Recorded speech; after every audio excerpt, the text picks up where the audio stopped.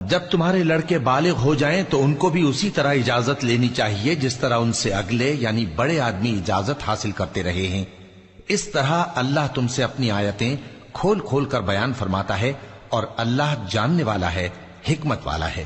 اور بڑی عمر کی عورتیں جن کو نکاح کی توقع نہیں رہی اور وہ زائد کپڑے اتار کر سر ننگا کر لیا کریں تو ان پر کچھ گناہ نہیں، بشرطے کہ اپنی زینت کی چیزیں نہ ظاہر کریں، اور اگر اس سے بھی بچیں تو یہ ان کے حق میں بہتر ہے، اور اللہ سنتا ہے، جانتا ہے۔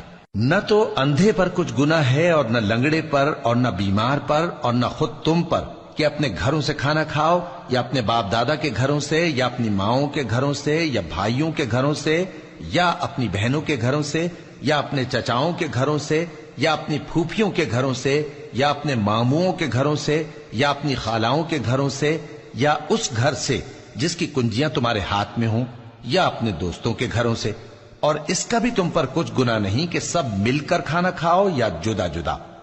پھر جب گھروں میں جایا کرو تو اپنے گھر والوں کو سلام کیا کرو، یہ اللہ کی طرف سے مبارک اور پاکیزہ تحفہ ہے۔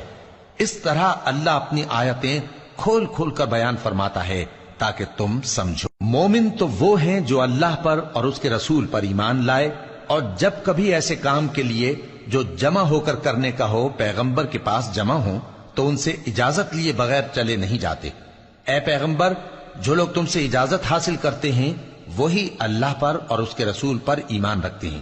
سو جب یہ لوگ تم سے کسی کام کے لیے اجازت مانگا کریں تو ان میں سے جسے چاہا کرو اجازت دے دیا کرو، اور ان کے لیے اللہ سے بخشش مانگا کرو، کچھ شک نہیں کہ اللہ بخشنے والا ہے، مہربان ہے۔ مومنو، پیغمبر کے پکارنے کو ایسا خیال نہ کرنا جیسا تم آپس میں ایک دوسرے کو پکارتے ہو۔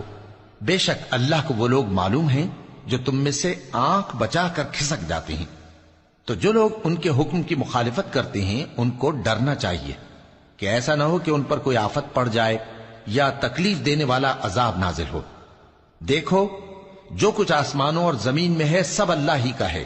جس طریق پر تم ہو وہ اسے جانتا ہے، اور جس روز لوگ اس کی طرف لوٹائے جائیں گے تو جو عمل وہ کرتے رہے وہ ان کو بتا دے گا، اور اللہ ہر چیز سے واقف ہے۔